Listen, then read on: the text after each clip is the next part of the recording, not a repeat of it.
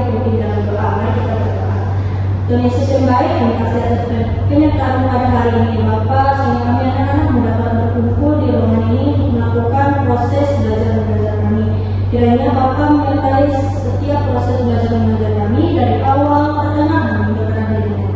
Dalam nama Tuhan Yesus kami berdoa dan mengucap syukur. Haleluya. Amin. Nah, sebelum kita mulai, Ibu yang bertanya dulu, siapa di sini yang pernah ditolong oleh seorang yang tidak begitu kalian kenal?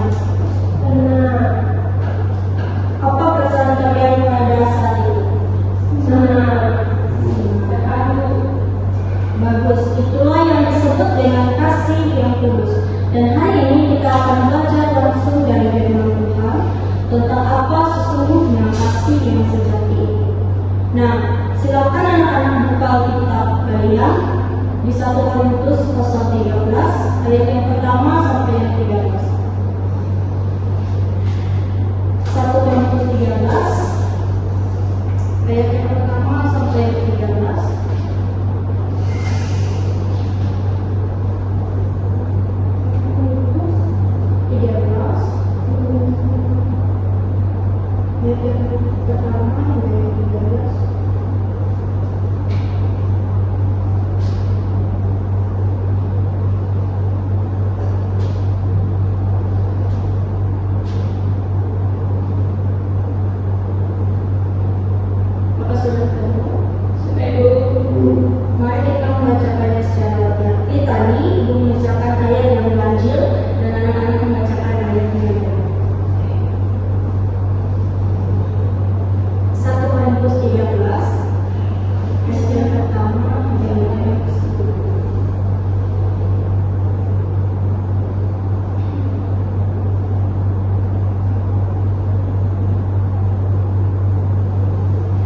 Nah, dengan perikop yaitu kasih, sekalipun aku dapat berkata-kata dengan semua bahasa manusia dan bahasa malaikat, tetapi jika aku tidak mempunyai kasih, aku sama dengan gong yang berkumandang dan canang yang berbunyi.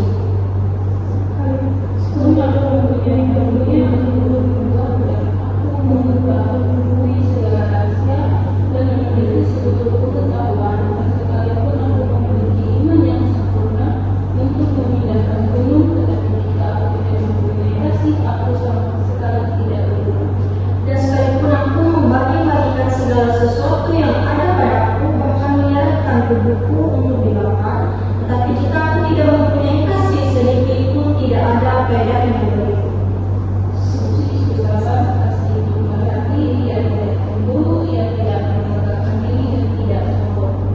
Ia tidak melakukan yang tidak sombong dan tidak mencari keuntungan diri sendiri. Ia tidak marah dan tidak menyimpan kesalahan orang lain.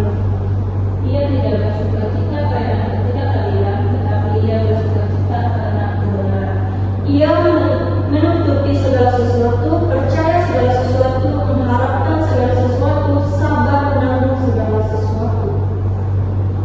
Kasih tidak berkesudahan, dibuat akan berakhir, bahasa roh akan berhenti, pengetahuan akan lenyap.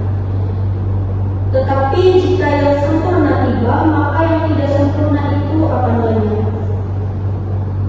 Ketika aku anak-anak, aku berkata seperti anak-anak, aku merasa seperti anak-anak, aku berpikir seperti anak-anak. Sekarang, sesudah aku menjadi dewasa, aku meninggalkan sifat anak-anak itu.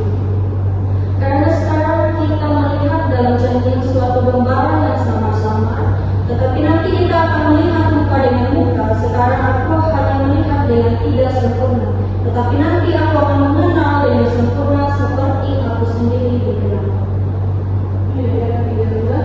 Yang tinggal ketiga hal ini, yaitu iman, pengharapan, dan kasih. Dan yang paling besar di antara ialah kasih.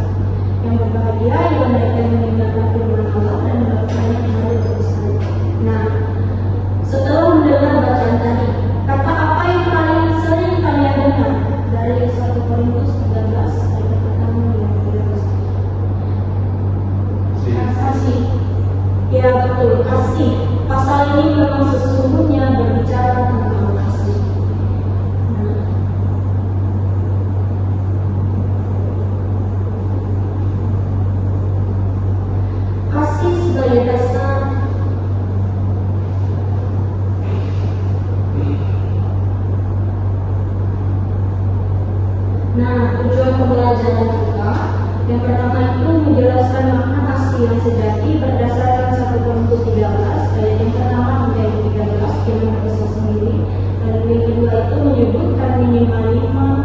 ciri-ciri kasih sejati yang disebutkan Paulus.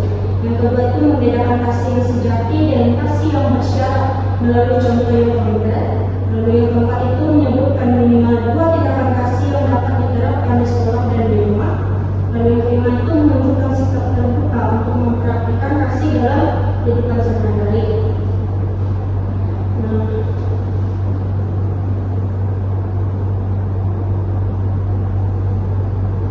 Materi pokok kita masih sebagai dasar kehidupan orang percaya.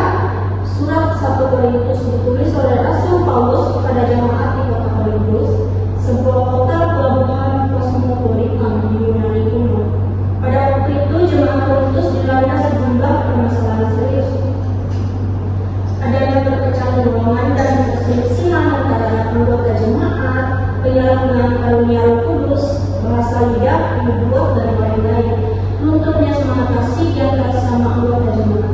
Nah, dalam konteks ini, inilah Paulus menulis pasal 13 yang dikenal sebagai Himne Kasih, sebuah penjelasan agung tentang apa artinya hidup dalam kasih.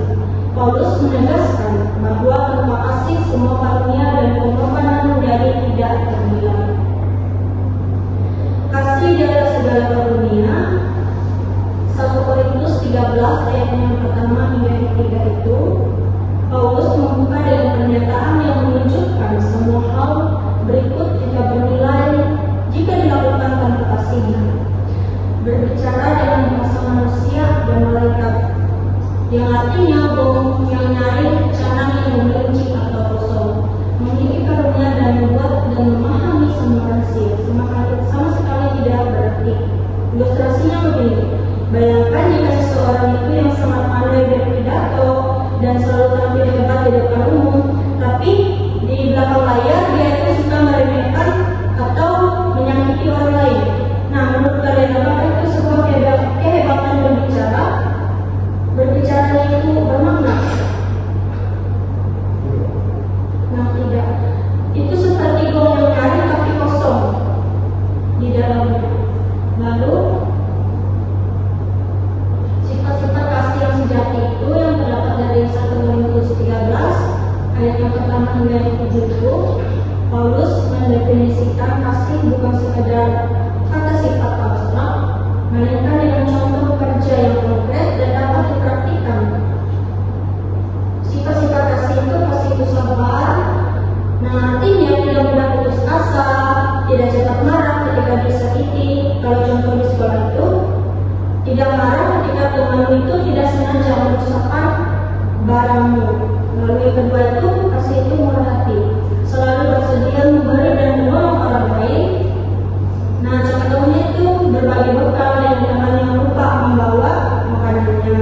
Lalu yang ketiga itu, kasih itu tidak cemburu, tidak iri atas keberhasilan atau kebaikan orang lain.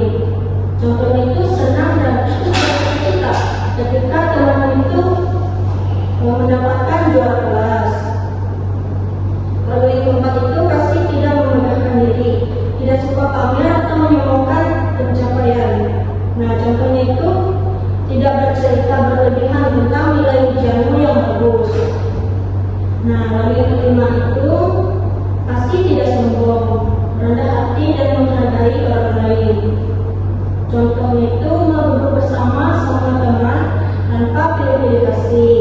Lalu yang keenam itu, kasih tidak berlaku dan tidak sopan, yang artinya selalu menjaga etika dan menghargai perasaan orang lain. Contohnya itu berbicara dengan sopan pada guru, orang tua, atau dengan teman sebagai kita. Lalu yang ketujuh itu, kasih tidak mencari keuntungan diri sendiri, yang artinya mengutamakan kepentingan orang lain. Contohnya memilih untuk mengalah agar teman lain itu mendapat giliran.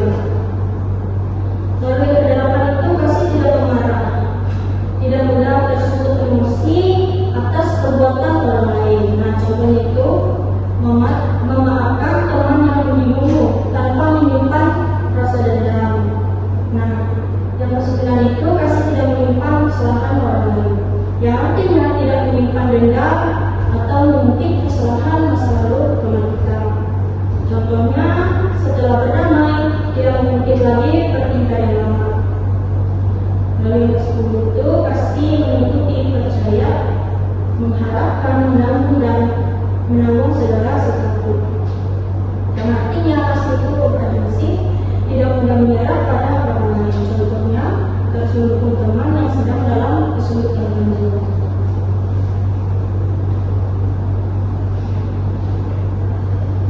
Nah, dari 1 Korintus 13 ayat 8-13 ini kasih tidak berkesudahan. Paulus menuntut dengan menegaskan keabadilan kasih dibandingkan karunia-karunia lainnya. Yang pertama itu membuat akan berakhir, bangsa lidah akan berhenti, pengetahuan akalnya. Lalu yang kedua itu tetapi kasih tidak pernah gagal dan tidak berkesudahan. Ketiga itu Paulus menggunakan analogi pertumbuhan dari anak-anak menjadi dewasa, pengertian kita akan sempurna kelak. Nah, kesimpulan lainnya demikianlah tinggal ketiga hal ini, yaitu iman, pengharapan, dan kasih. Dan yang paling besar di antaranya ialah kasih.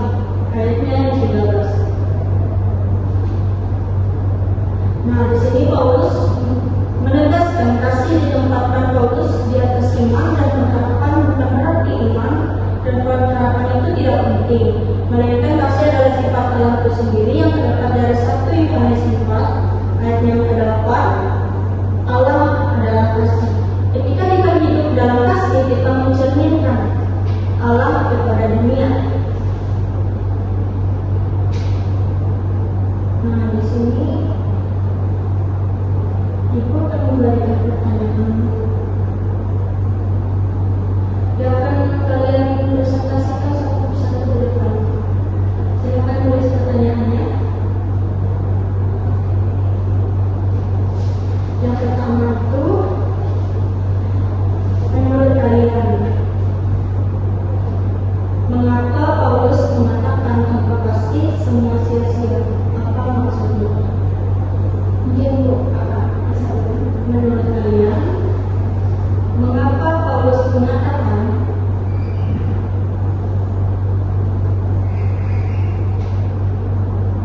tanpa kasih semua sia-sia? Apa maksudnya?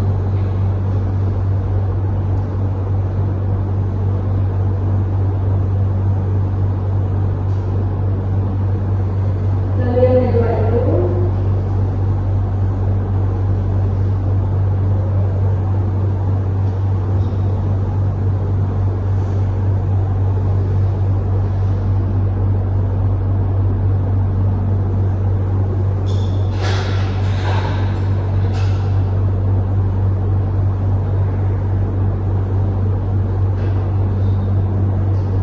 dari sifat-sifat kasih di ayat 4-7,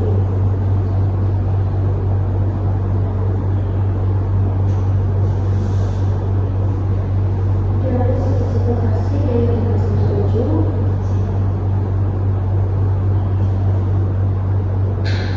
mana yang menurut kalian paling sulit untuk dilakukan dan mengapa?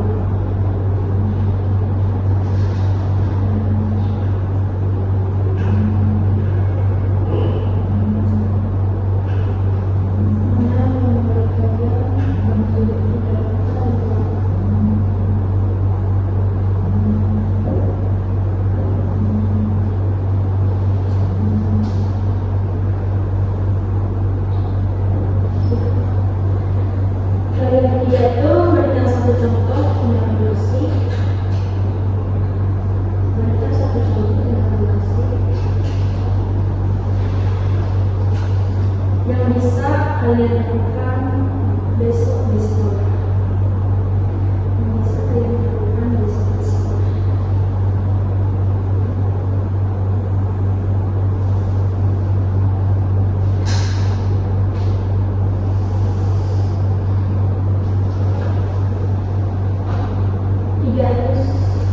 Tiga pertanyaan, satu orang satu jawaban. Satu-satu. Iya, nomor 1.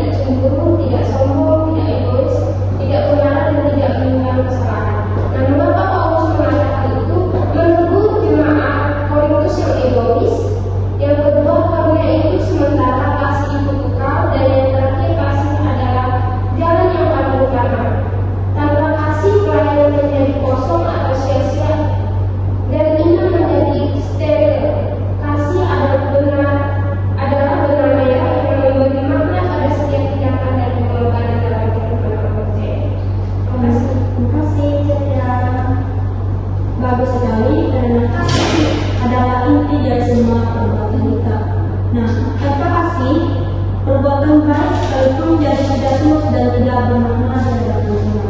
Nah, yang selanjutnya.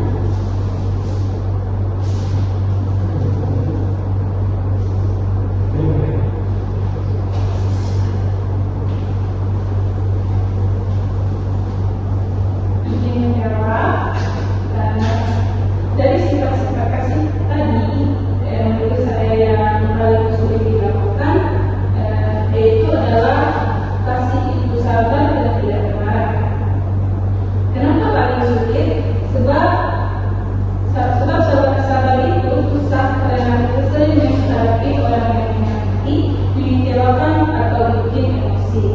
Tidak bermarah juga berat karena kita manusia, kita mudah tersinggung dan ingin membalas. Selain itu, yang juga sulit untuk dilakukan yaitu kasih itu tidak menyimpan kesalahan orang lain. Ini juga sangat berat karena kita cenderung mengingat kesalahan orang, susah mengampuni dengan tulus dan luka hati kadang masih terasa. Baik, terima kasih atas jawabannya. Nah, contoh lain itu tidak menyimpan kesalahan orang lain dan tidak cemburu. Yang selanjutnya.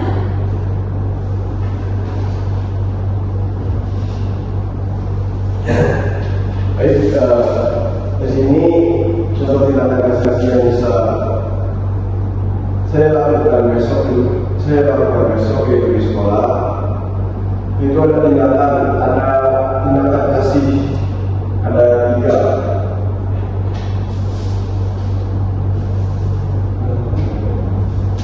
Tindakan kasih yang paling sebenarnya beberapa besar yang bisa melakukan di sekolah adalah menjadi pendengar yang baik bagi teman yang sedang kesulitan. Berikut ada cara praktis melakukannya. Yang pertama itu ada tindakannya. Jika kamu melihat kamu dapat turun diri atau sedang stres dengan tugas, luangkan waktu 5-10 menit untuk istirahat untuk menghampirinya, saat istirahat untuk menghampirinya. Dan caranya yaitu cukup tanya, halo, kamu kelihatannya lagi capek, ada yang mau ceritakan. Lalu dengarkan pendapat hati atau langsung memberi nasihat jika tidak meminta. Yang ketiga, mengapa ini tindakan kasih? Karena kasih tidak mencari keuntungan bagi diri sendiri. Yaitu dalam 1 Korintus pasal 13 ayat yang ke-5 dengan memberikan waktu dan perhatian, kamu sedang mengutamakan kepentingan orang lain di atas keinginanmu sendiri untuk bermain atau orang lain. Terima kasih. Baik, terima kasih jawabannya.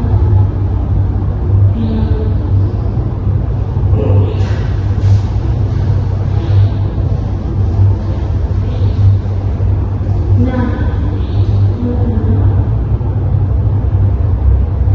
kita sudah sampai di akhir pelajaran kita. Sebelum siapa yang bisa menyimpulkan apa yang kita pelajari hari ini? Intinya seperti kita harus melakukan tindakan kasih itu untuk sesama kita.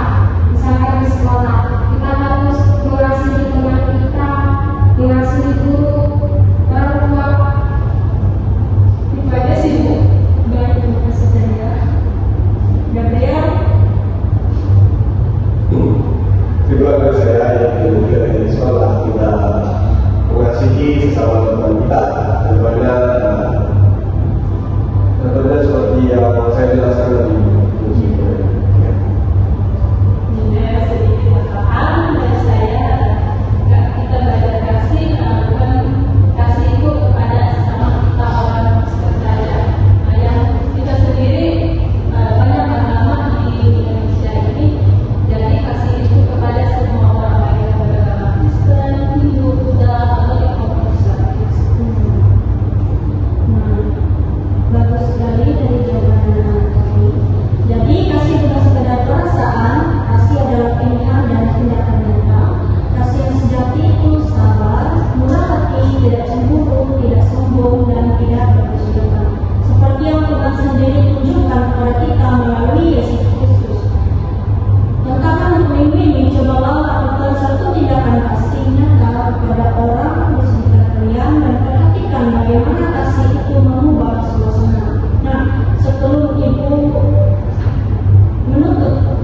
pembelajaran kita pada hari ini,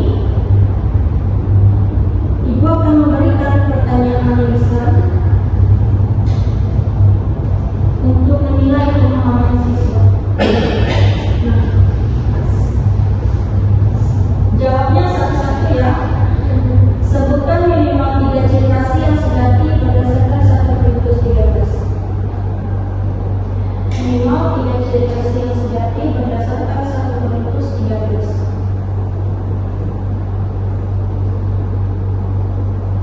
Mungkin dari saya dulu.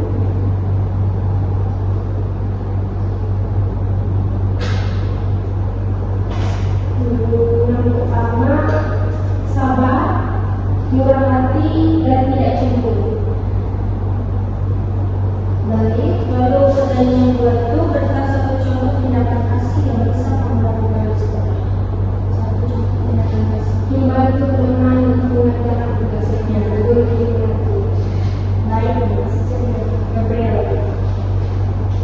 Tadi yang minimal sebutkan minimal 3 ciri kasih yang sejati berdasarkan 1 Korintus 13.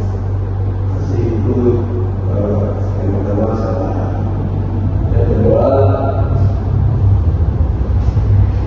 tidak sombong, yang ketiga tidak berlebihan diri sendiri. Lalu pertanyaan kedua itu berikan satu contoh tindakan kasih yang bisa melakukan di sekolah. Tindakan kasih yang saya lakukan di sekolah yaitu membantu teman saat dia kesusahan untuk mengerjakan tugas rumahnya. Dengan sebutkan minimal 3 ciri kasih yang sejati berdasarkan 1 Korintus 13. Yang pertama sabar, yang kedua tidak sombong, yang ketiga mau mengakui. Oleh karena itu, berikan satu contoh tindakan kasih yang bisa melakukan di sekolah. Saya mengambil contoh yaitu menolong teman yang dalam kesusahan. Nah, yang kita lihat di sini, moga siswa itu memahami materi. Nah, jika yang sudah menyebutkan menimbang sifat kasih dengan benar dan memberikan satu tindakan kasih yang kontekstual dalam kehidupan kita. Nah, setiap pembelajaran kita pada hari ini, Ibu minta satu orang yang bersedia untuk berdoa. Nah, Kita berdoa. Allah yang berada di surga, yang sudah berterima kasih Tuhan. Dosa Yesus sebagai anak ini,